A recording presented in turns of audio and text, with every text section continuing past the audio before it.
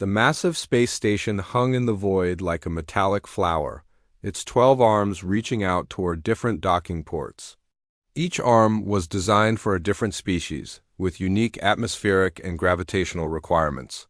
The station orbited Kepler 442b, a neutral world that had seen no conflict for 1,000 years. It was the perfect place for the Galactic War Council to hold their annual exercises. Admiral Thorne stood before the great viewing window in the central chamber, his crystalline form catching the light from the nearby star. His body was made of living diamond, each facet reflecting the colors of the universe around him. The crystalline hegemony had ruled the outer rim for 3 millennia, and Thorne had personally overseen the war games for the past 2 centuries. Today felt different, though, and he knew why. The other commanders were already arriving. The Hive. Queen Zara came with her swarm of worker soldiers, their chittering voices creating a constant background hum. Her species had conquered 17 star systems through pure numbers and coordination. Next came Commander Vega of the Luminari, beings of pure energy who could travel at light speed and strike with the force of a dying star. The mechanical representatives of the Forge Collective clanked into position, their robot bodies gleaming. Under the station's lights, each species brought their finest military minds, their most advanced technology, and their deepest tactical knowledge. The war games were serious business. They tested everything from fleet coordination to resource management, from siege warfare to planetary invasion. The exercises had prevented countless real wars by allowing species to measure their strength against each other in a controlled environment. Thorne checked his communication device. The humans had confirmed their attendance, though he wished they had declined. The Human Confederation was still relatively new to galactic politics. Having only discovered faster-than-light travel 50 years ago, they were primitive compared to the other species, lacking the advanced technology and military tradition that made for interesting war games. The problem was not that humans were weak. The problem was that they were unpredictable. In the past 3 years, they had participated in the war games twice, and both times the results had been unusual. The first time, they had somehow convinced the enemy forces to surrender by offering them food and entertainment. The second time, they had won a space battle by making the opposing fleets laugh so hard that several ships had to withdraw due to crew exhaustion. The other commanders had begun to complain. War games were supposed to test military skill, not comedy performance. The exercises were meant to be realistic simulations of actual warfare, not entertainment shows.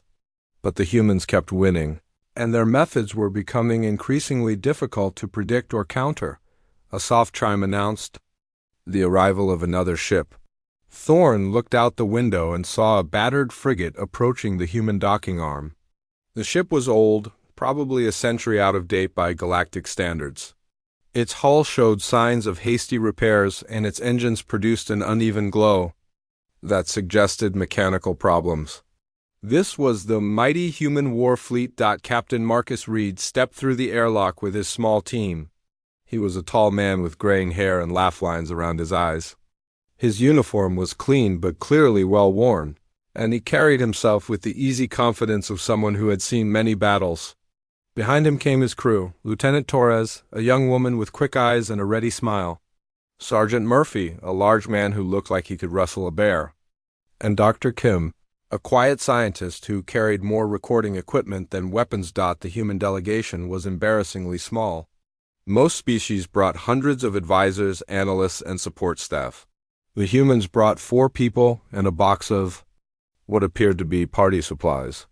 Thorne watched as they set up their equipment in the assigned area, chatting and joking as if they were preparing for a picnic rather than a military exercise. Commander Vega floated over to Thorne, her energy form pulsing with annoyance. Why are they here again? Last time they turned the fleet exercise into a comedy show. My crews are still making jokes about it. Thorne's crystal form flickered with his own irritation.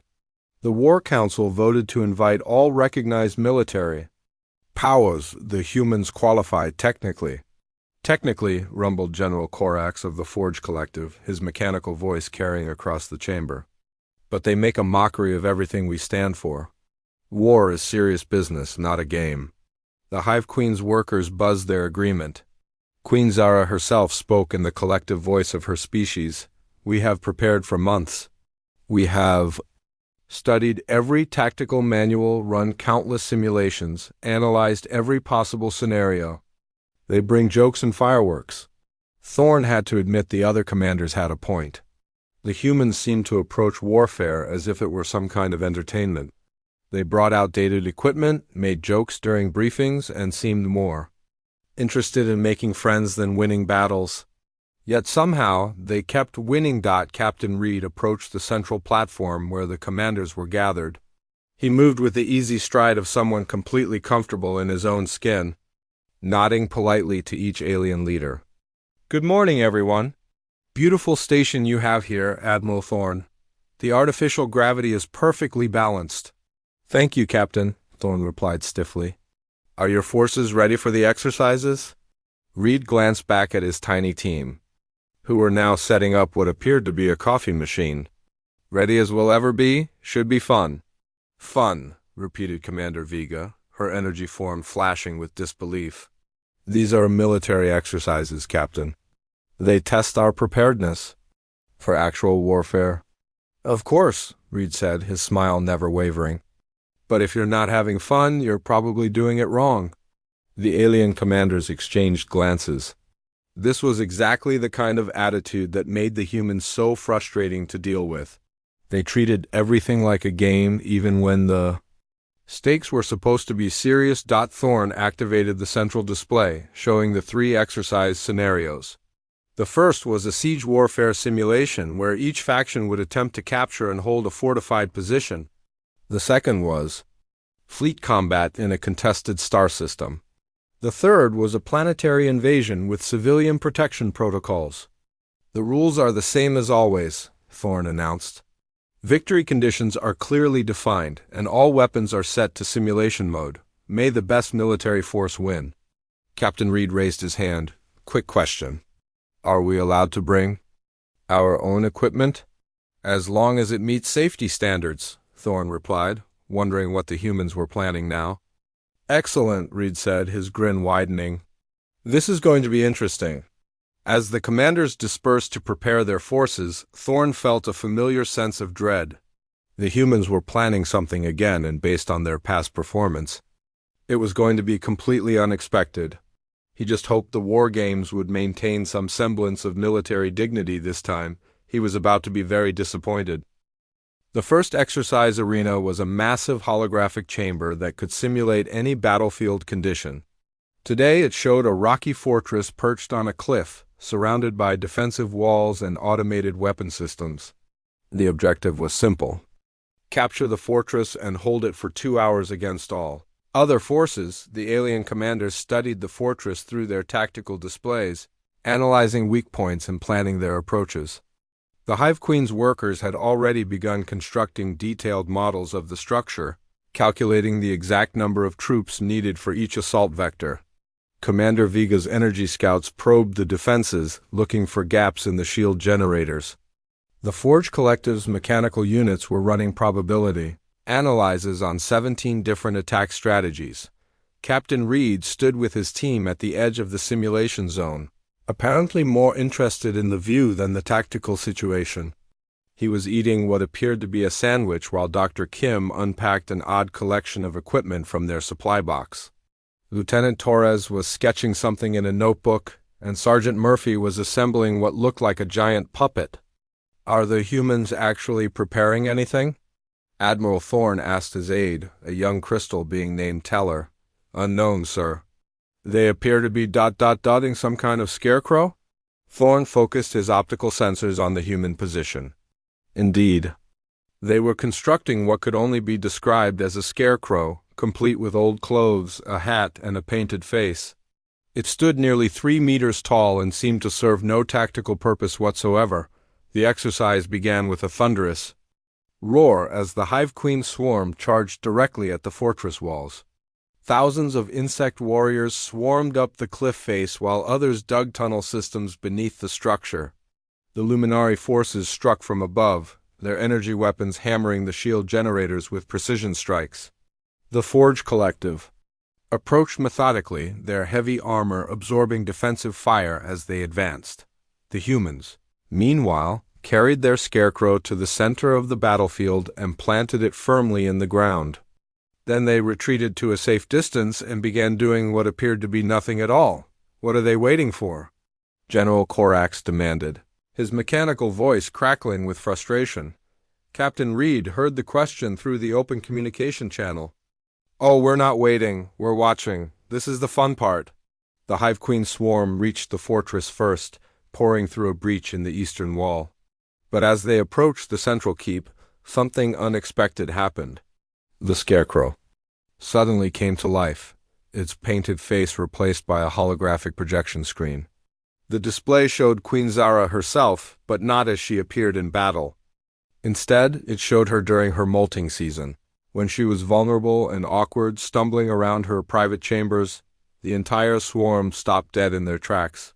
In their species, showing a queen during molt was the ultimate humiliation. The workers began chittering in distress, unsure whether to continue the attack or protect their queen's dignity, but the holographic display was just getting started. Now it showed Commander Vega during her first energy transformation, when she had accidentally destroyed 3 of her own ships while learning to control her powers. Then it displayed General Corax's secret poetry collection, complete with dramatic readings of his most embarrassing romantic verses. How did they get this information? Thorne demanded, his crystal form flashing with alarm. Dr. Kim looked up from her equipment with an innocent expression. "Oh, it's all from your own security briefings. We just compiled the interesting bits." The alien forces were in chaos. The Hive Queen's workers had abandoned their assault to form a protective circle around their embarrassed queen. The Luminari forces were so busy trying to jam the holographic transmission that they had stopped their attack entirely. The Forge Collective's units were stuck in a feedback loop, trying to process the contradiction between their tactical programming and their leader's romantic poetry. While the aliens were distracted, Captain Reed made a simple hand gesture. Sergeant Murphy nodded and disappeared into what appeared to be a maintenance tunnel. The fortress's waste disposal system had been designed to be completely secure from military assault, but nobody had considered that humans might be willing to crawl through sewage to reach their objective. 20 minutes later, Murphy emerged inside the fortress's command center, dripping with synthetic waste but grinning broadly. He planted the human flag on the central control console and activated the victory beacon. "Fortress secured," he announced cheerfully. "Anyone got a towel?" The other commanders stared in disbelief. While they had been focused on the embarrassing holographic display, the humans had won the exercise through the one route none of them had considered, the route that required getting dirty. "This is cheating," General Corax protested. "The waste system is not a legitimate entry point." "Actually it is," Thorne said, checking the exercise rules. "Any route that doesn't require breaking the simulation parameters is considered valid." Queen Zara's workers had finally managed to shut down the holographic display, but the damage was done. Her dignified military bearing had been replaced by obvious embarrassment. "You violated our privacy. You exposed sacred moments." "Captain." Reed looked genuinely sorry. "We apologize for the embarrassment, Your Majesty. But all the information came from official sources. We just presented it in a different context." "You turned a military exercise into a comedy show," Commander Vega accused, her energy form pulsing with indignation. "No," Reed replied calmly. "We turned it into a lesson about information security. How many of your own people could access those same files if they tried?" The alien commanders fell silent. The humans had a point. If a primitive species could gather such personal information from their security systems, what could their actual enemies do with the same data? "Lieutenant." Torres stepped forward with her notebook. "We've been analyzing your standard tactics for 3 years. Every exercise follows the same pattern: overwhelming force, superior technology, and conventional military thinking. But real warfare isn't always conventional. Real warfare is about winning, General Korak stated. Exactly, Sergeant Murphy sighed, still dripping with synthetic waste. And winning sometimes means doing things the other guy won't do, like crawling through a sewer system.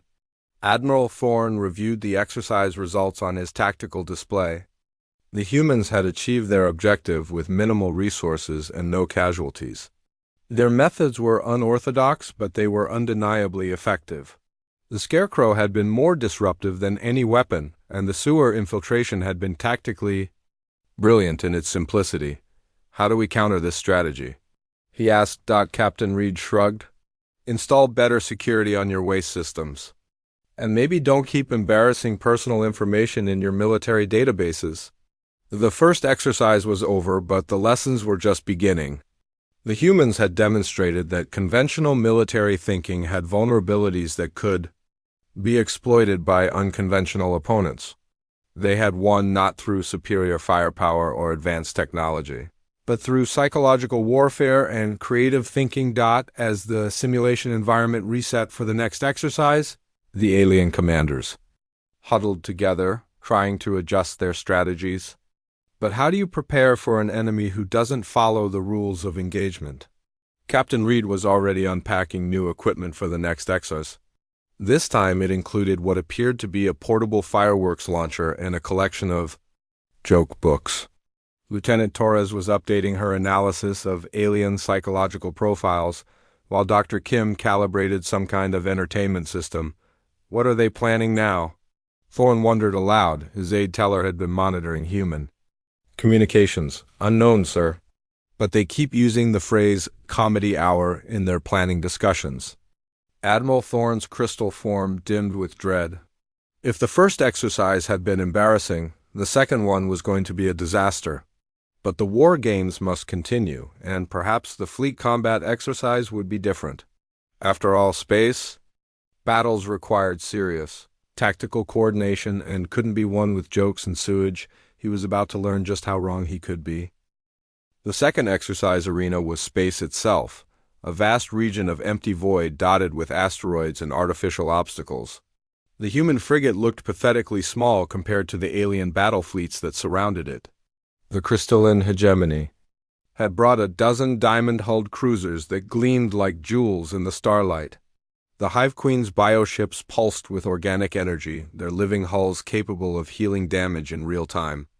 The Luminari flew vessels of pure energy that could phase through solid matter, while the Forge Collective's mechanical dreadnoughts bristled with enough firepower to level a planet. The exercise rules were simple: last fleet standing wins. All weapons were set to simulation mode, which meant that destroyed ships would simply shut down rather than actually explode. The humans had exactly one ship against combined fleets that numbered in the hundreds. Captain Reed sat in the cramped bridge of the Perseverance, watching the enemy formations through the tactical display. His crew was busy with their usual pre-battle preparations, which seemed to involve more party supplies than military equipment. Dr. Kim was fine-tuning what appeared to be a massive speaker system, while Lieutenant Torres practiced some kind of performance routine. Sergeant Murphy was loading the ship's cargo bay with colorful cylinders that looked suspiciously like fireworks. Admiral Thorne opened the standard pre-battle communication channel. This is Admiral Thorne of the Crystalline Hegemony. Captain Reed, are you certain you want to proceed with this exercise? Your ship is significantly outgunned. Thanks for the concern, Admiral, Reed replied cheerfully. But we're ready to give it a try. Should be entertaining. Entertaining? Commander Viga's energy form flickered with confusion. Captain, this is a military exercise, not a performance. Why can't it be both? Reed asked. Lieutenant Torres, are you ready? Ready as ever, sir, Torres replied. Adjusting what appeared to be a costume, the exercise began with the alien fleets moving into attack formation. The Hive Queen's bioships swarmed forward in their traditional pattern, while the Luminari forces prepared to strike from multiple dimensions. The Forge Collective's dreadnoughts moved with mechanical precision, Their targeting systems already locked onto the human vessel. Then something unexpected happened. Instead of trying to flee or fight, the human ship began broadcasting on all frequencies. But this wasn't a surrender message or a tactical communication, it was music. "Good morning, Galactic Warriors," came Lieutenant Torres' voice over the speakers. "Welcome to the Comedy Hour, broadcast live from the Bridge of the Perseverance. I'm your host, Lieutenant Torres, and do I have a show for you today?" The alien commanders tried to filter out the transmission, but their crew members were already listening. Torres had somehow managed to tap into personal communication channels, making it impossible to block without shutting down all ship-to-ship communications. "Let me tell you about the time Admiral Thorne tried to eat human food," Torres continued, her voice warm and engaging. "Picture this, a being made of living crystal attempting to understand the concept of pizza." The story that followed was absurd and hilarious, involving Thorne's confusion about why humans would put cheese on bread in his attempt to analyze pizza ingredients with military precision. The worst part was that it was completely accurate. Dr. Kim had apparently recorded the entire incident during a diplomatic dinner 3 years ago. Laughter began to ripple through the alien fleets. The Hive Queen's workers found the story particularly amusing, their chittering voices creating a wave of mirth that spread from ship to ship. Even the usually stoic Forge Collective units seemed to be processing the humor positively. But Torres was just getting started. She launched into a routine about the different ways alien species approach bathroom facilities, complete with sound effects and dramatic reenactments. The stories were embarrassing, but not cruel, more like friendly, teasing than malicious mockery. "This is ridiculous," General Corax announced, but his voice carried a hint of amusement. "We're supposed to be conducting a military exercise." "We are," Captain Reed replied. "Torres, fire the entertainment system." Suddenly, the human ship began projecting holographic displays directly onto the hulls of the enemy vessels. But these weren't tactical readouts or weapon targeting systems. They were full-scale comedy performances, complete with costumes, props, and audience participation. The bridge of the Hive Queen's flagship suddenly displayed a holographic comedian doing impressions of various alien species. The performer was surprisingly accurate, capturing the mannerisms and speech patterns of each race with gentle precision. The Queen's workers were laughing so hard that several had to be relieved from their posts on the Luminari command ship. The holographic display showed a light show synchronized to music, with patterns that seemed to resonate with their energy-based physiology. Commander Vega found herself drawn into the performance despite her attempts to maintain military discipline. The Forge Collective's dreadnoughts were displaying what appeared to be a technical comedy routine, with jokes about programming errors and mechanical failures that only robots would understand. General Corax discovered that his units were actually enjoying the performance, their usually rigid programming adapting to appreciate the humor. "How are they doing this?" Admiral Thorne demanded, his crystal form flashing with bewilderment. "Entertainment. Technology," Dr. Kim explained over the open channel. "We've been studying your neural patterns and psychological profiles. Humor is universal, but the delivery method needs to be tailored to each species."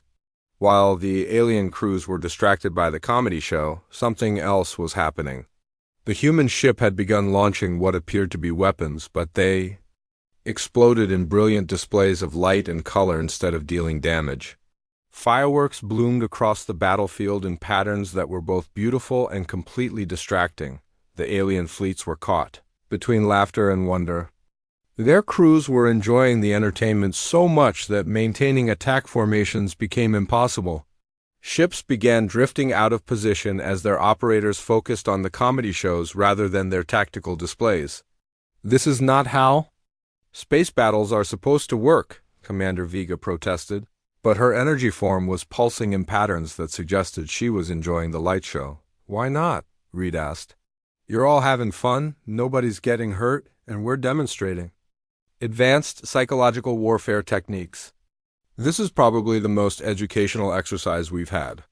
The crucial moment came when the human ship suddenly changed tactics. While the alien crews were distracted by the entertainment, the Perseverance had been quietly maneuvering into an optimal position. Now, using the cover of the fireworks display, they began launching non-lethal disable devices at key systems on each enemy vessel. The devices were simple but effective: electromagnetic pulse generators that would shut down weapon systems without causing permanent damage. But they were disguised as more fireworks, making them impossible to distinguish from the harmless entertainment until it was too late. One by one, the alien ships found their weapons offline.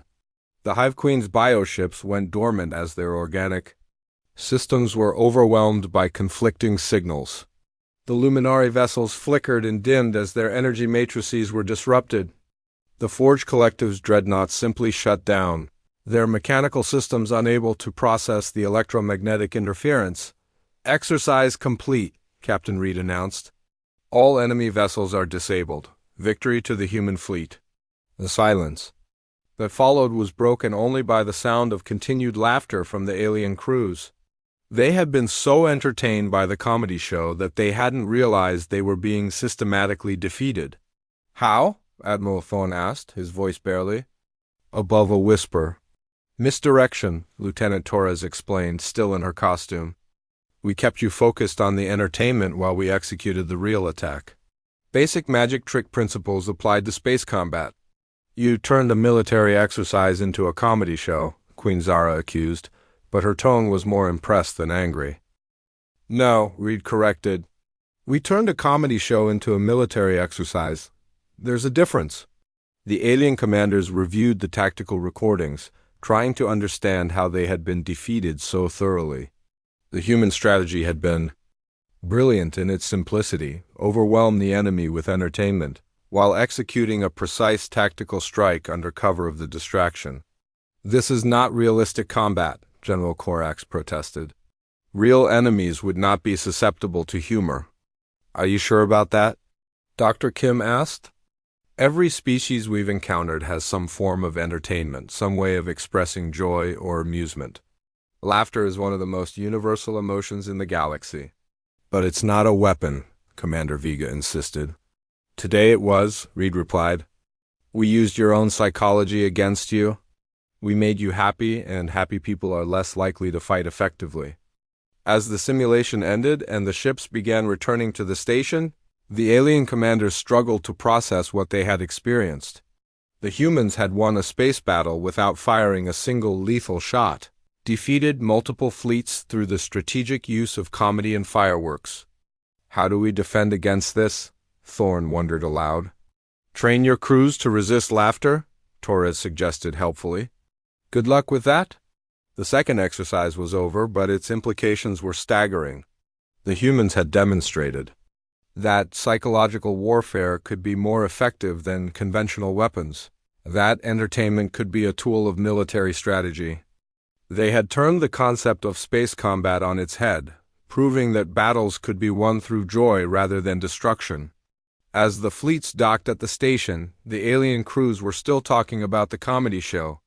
Many of them approached the human delegation to compliment the performance, to ask for copies of the recordings, to share their own stories and jokes. The humans had not just won a military exercise. They had created a cultural exchange, a moment of shared laughter that transcended species boundaries. And that, Admiral Thorne realized with growing unease, might be the most dangerous weapon of all. The third and final exercise was the most complex: a planetary invasion scenario with civilian protection protocols. The simulated world below was a garden planet with cities, farmland, and millions of artificial intelligence programs representing innocent civilians. The objective was to capture key military installations. While minimizing civilian casualties and maintaining public order, the alien commanders had spent hours planning their approaches. The crystalline hegemony would use precision strikes to neutralize military targets while their diplomatic corps managed civilian relations. The Hive Queen's forces would establish perimeter control and gradually expand their influence through organized occupation. The Luminari planned to phase through defensive systems and strike with surgical precision. The Forge Collective would deploy overwhelming force against Military targets while their pacification units controlled the civilian population. Each strategy was methodical, efficient, and completely focused on military objectives. The aliens had studied countless historical invasions, analyzed every successful occupation, and prepared for every possible resistance scenario. They were ready for war. The humans, meanwhile, were preparing for something entirely different. Captain Reed's team had spent the break between exercises doing what appeared to be party planning. They had compiled cultural information about the planet's artificial inhabitants, studied local customs and preferences, and loaded their ship with supplies that looked more appropriate for a festival than a military operation. "Are you planning to invade or cater a wedding?" Admiral Thorne asked, watching the humans load colorful decorations into their transport shuttle. "Why not both?" Reed replied with his usual grin. "Dr. Kim, did you finish analyzing the local cultural preferences?" "All done, sir," Dr. Kim said, consulting her tablet. "The AI civilians are programmed with diverse cultural backgrounds from across the galaxy. They'll respond positively to music, food, and social activities that match their programmed heritage." "Excellent. Murphy, is the fabrication system ready?" "Ready to go, sir," Murphy replied, patting a device that looked like a cross between a 3D printer and a kitchen. "We can produce food, decorations, and entertainment supplies for about 10,000 people simultaneously." Lieutenant Torres was practicing what appeared to be a dance routine while reviewing cultural notes. "I've got performance pieces ready for each major demographic group. This is going to be fun." The exercise began with the alien fleets establishing orbital control while their ground forces prepared for deployment. The planet's defensive systems activated, military units took positions, and the civilian population began evacuation procedures. Everything was proceeding according to standard invasion protocols. Then the human shuttle descended toward the largest city, broadcasting a message that made the alien commanders question their tactical displays. "Attention citizens of New Harmony," came Captain Reed's voice, warm and welcoming. "You are cordially invited to the first annual Galactic Cultural Festival. No admission fee, no dress code, everyone welcome. We'll have food, music, dancing, and celebration representing cultures from across the galaxy." The shuttle landed not at a military installation, but in the city's central park. The humans immediately began unloading their equipment, but instead of weapons and communication gear, they were setting up stages, food stalls, and carnival games. "What are they doing?" General Korax demanded, his mechanical voice crackling with confusion. "It appears they're throwing a party," Thorne replied, his crystal form flickering with disbelief. The AI civilians, programmed to respond realistically to unexpected situations, began gathering around the park. Their curiosity was piqued by the unusual sight of aliens setting up what appeared to be a festival rather than a military occupation. Dr. Kim activated the fabrication system, which began producing foods that matched the cultural preferences of different civilian groups. The aroma of familiar dishes began drifting through the city, drawing larger crowds. Lieutenant Torres started a musical performance that incorporated elements from multiple galactic cultures, creating a sound that was both exotic and comforting. Sergeant Murphy had set up what appeared to be a communications array, but instead of military intelligence, it was broadcasting recipes, cultural information, and invitations to participate in the festival. The civilians found themselves learning about other species, customs, while enjoying food and entertainment that reminded them of home. "This is not an invasion," Queen Zara observed, her workers chittering with confusion. "This is a cultural exchange program." "Maybe that's the point," Commander Vega suggested, her energy form pulsing thoughtfully. The alien commanders watched in fascination as the human strategy unfolded. Instead of conquering the planet, they were celebrating with it. The AI civilians, initially fearful of the invasion, began to relax and enjoy the unexpected festival. Children played games that taught them about different species, while adults shared stories and learned about galactic culture. But the humans weren't just entertaining the population. They were also gathering intelligence. Every interaction, Every conversation, every shared meal provided information about the planet's layout, its defenses, its people. The civilians volunteered details about military installations, supply routes, and strategic locations, not because they were being interrogated, but because they were making friends. The Eastern military base is just over that hill, an AI civilian told Murphy while sampling food from the Forge Collective's home system. Though I don't know why anyone would want to go there. It's just a bunch of boring military equipment. We might need to visit for the festival, Murphy replied casually. To invite the soldiers to join the party. The conversation was repeated hundreds of times throughout the city. The humans learned everything they needed to know about the planet's defenses, not through espionage or force, but through simple, friendly conversation. Meanwhile, the alien military forces were struggling with an unexpected problem. The planetary defense forces had been programmed to resist invasion, but the humans weren't invading. They were hosting a party. The military AI didn't know how to respond to enemies who were offering food and entertainment rather than delivering ultimatums. "Command, we have a situation," reported the planetary defense coordinator. "The invaders are making friends with the civilians. Our resistance protocols don't cover this scenario." The alien commanders faced a similar dilemma. Their invasion plans all assumed that the humans would behave like a military force. But how do you counter an enemy who treats your invasion as an opportunity for a cultural festival? The situation became even more complex when the humans began implementing the second phase of their strategy. They approached the planetary defense forces not as enemies, but as potential party guests. "Hey there," Lieutenant Torres called out to a group of AI soldiers manning a defensive position. "We're setting up a music stage just down the road. Would you like to contribute any songs from your cultural background?" The soldiers were programmed to resist military attacks, but they had no protocols for dealing with friendly cultural requests. The AI systems processed the interaction as a social encounter rather than a military one, and several soldiers began sharing information about their programmed cultural heritage. "This is fascinating," Dr. Kim observed, recording the interactions. "The defense systems are treating us as cultural ambassadors rather than invaders." Captain Reed nodded approvingly. "That's because we're not trying to conquer them. We're trying to understand them.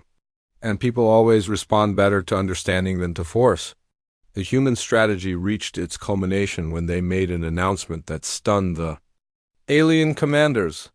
Instead of claiming victory or establishing military control, they invited the planetary defense forces to help plan a surprise celebration for the monitoring alien fleets. "We've been thinking," Reed announced over the planetary communication system. "This festival has been amazing, but it would be even better if we could include our friends from the other species. Would you help us organize a surprise welcome party for them?" The AI civilians and defense forces, now completely won over by the human approach, eagerly agreed to help. They began providing detailed information about how to coordinate a planet-wide celebration, including the locations of all military installations, communication networks, and strategic resources. The alien commanders watched in horror as their target planet effectively surrendered, not through defeat, but through enthusiasm for joint party planning. The humans had achieved complete tactical control without firing a single shot, capturing every military objective while making the population actively grateful for their presence. "This is impossible," General Korax protested.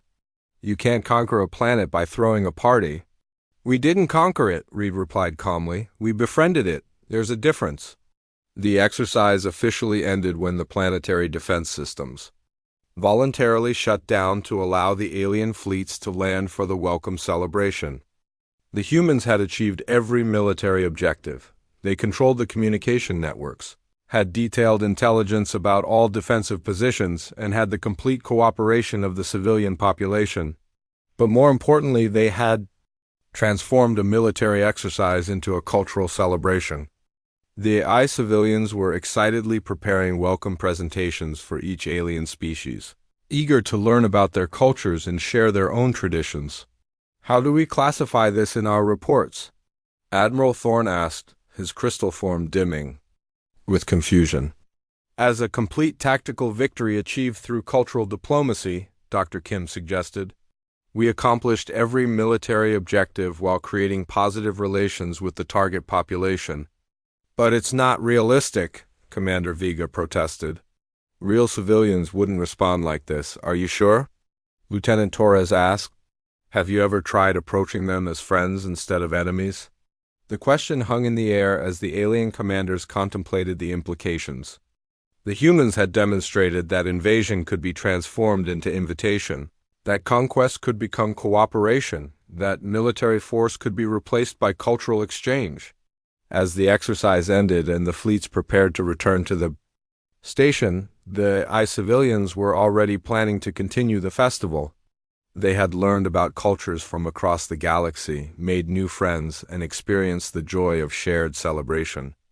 The humans had won their third consecutive wargame victory, but this time they had also won something more valuable.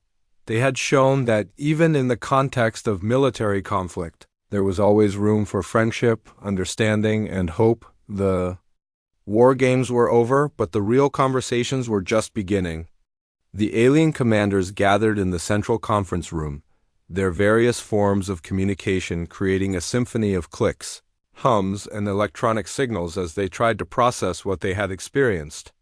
The humans had won all three exercises, but their methods had been so unconventional that traditional military analysis seemed inadequate.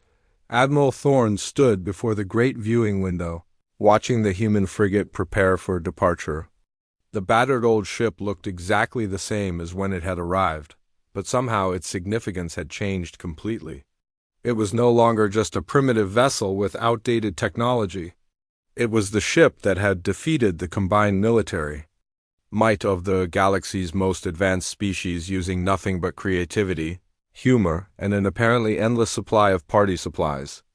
We need to discuss what happened here, Thorne announced, his crystal form catching the light from the nearby star.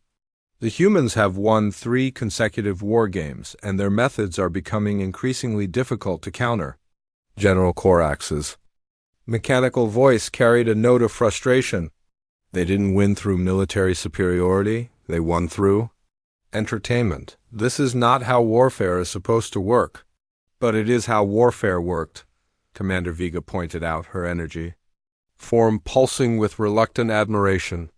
They achieved every military objective while using minimal resources and causing no casualties. By any measure, their tactics were superior. Queen Zara's workers chittered their agreement. The humans demonstrated advanced psychological warfare techniques. They identified our psychological vulnerabilities and exploited them effectively. Psychological vulnerabilities? Thorne repeated. You mean our sense of humor? Not just humor, Dr. Kim's voice came from the communication system. The humans had been invited to join the debriefing session, though they remained on their ship. You all have complex emotional and social needs. You respond to friendship, to respect, to the basic desire to be understood and appreciated. We just approached those needs differently than you expected. Captain Reed's voice joined the conversation. Every species in this galaxy has developed incredible technology, advanced military strategies, and sophisticated tactical thinking. But you've all forgotten something fundamental. War is a failure of communication. War is a tool of diplomacy. Admiral Thorne stated, reciting a phrase that had been drilled into him during military training. No, Reed replied gently. War is what happens when diplomacy fails. What we demonstrated in these exercises is that there are always alternatives to conflict, always ways to achieve your objectives without resorting to violence. Lieutenant Torres' voice added to the discussion. In the first exercise, we showed that information warfare can be more effective than physical force. In the second, we proved that psychology can defeat superior technology. In the third, we demonstrated that cooperation achieves better results than conquest. But these were simulations, General Corax protested. Real enemies would not be susceptible to humor and friendship. Are you sure about that? Sergeant Murphy asked. Have you ever tried it? The question created an uncomfortable silence. The alien commanders had spent centuries preparing for war, studying tactics, building weapons, and training for conflict, but none of them had ever seriously considered the possibility that their enemies might be more interested in friendship than fighting.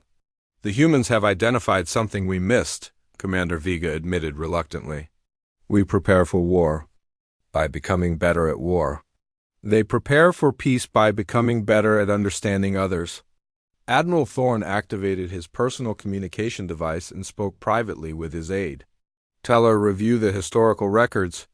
How many of our past conflicts could have been resolved through cultural exchange rather than military action?"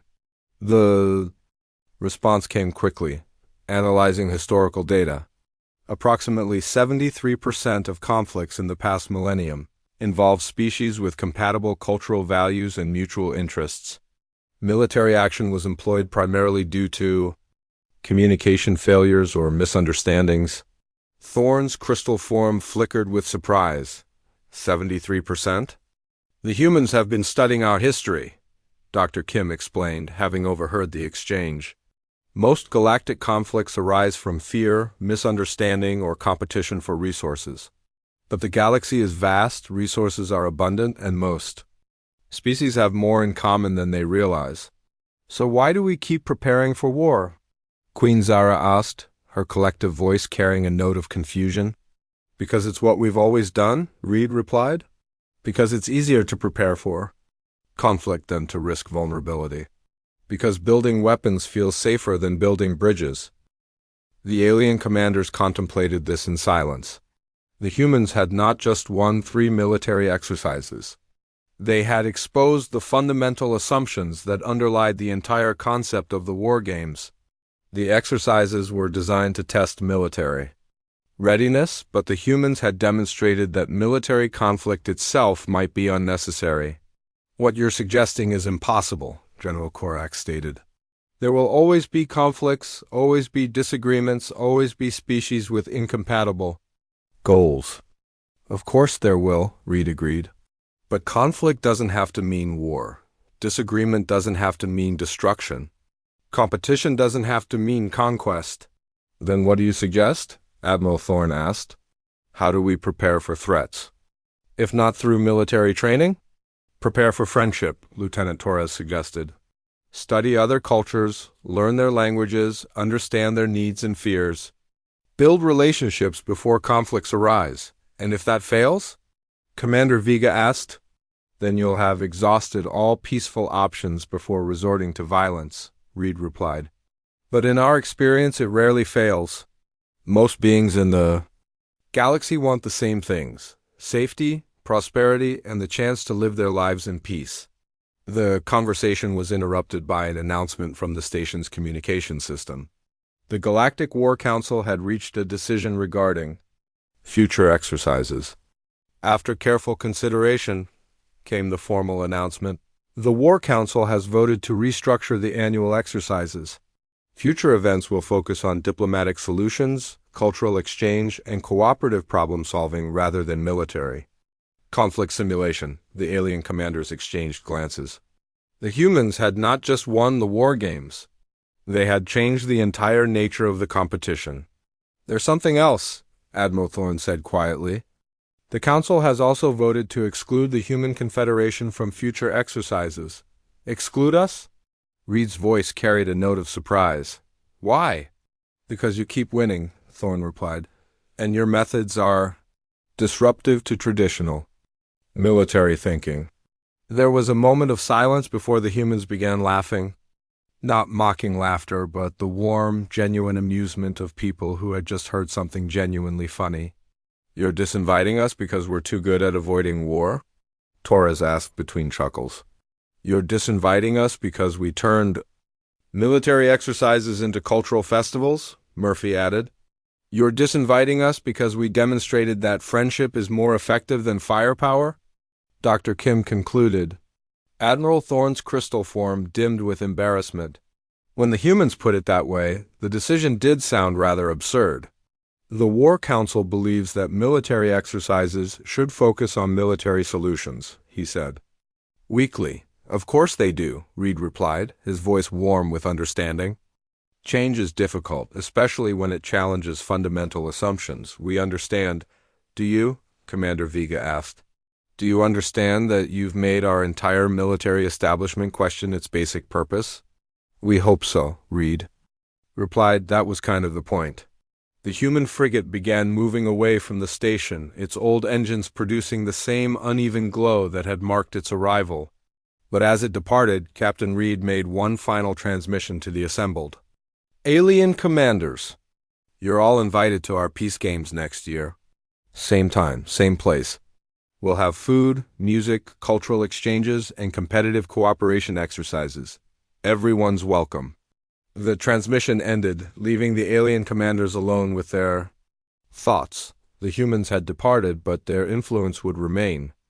They had planted seeds of doubt about the necessity of conflict, seeds of hope about the possibility of cooperation, seeds of understanding about the power of friendship. Admiral Thorne watched the human ship disappear into the void, knowing that the galaxy would never be quite the same. The humans had won more than a series of military exercises. They had won the hearts and minds of species across the galaxy, proving that laughter and friendship could be more powerful than any weapon. The war games were over, but the peace games were just beginning. And for the first time in centuries, the future looked brighter than the past. As the alien fleets prepared to depart, their crews were already discussing plans for the human peace games. The idea of competitive cooperation was intriguing. The promise of cultural exchange was appealing, and the prospect of solving problems through friendship rather than force was genuinely exciting. The humans had been disinvited from the war games, but they had succeeded in making war games themselves seem obsolete. They had demonstrated that the greatest victory was not defeating your enemies, but making them your friends. And across the galaxy, species that had spent millennia preparing for conflict began to wonder if there might be a better way to prepare for the future. The humans had shown them that there was always an alternative to war, always a path to peace, always a choice between destruction and celebration. The choice, they realized, had always been theirs to make.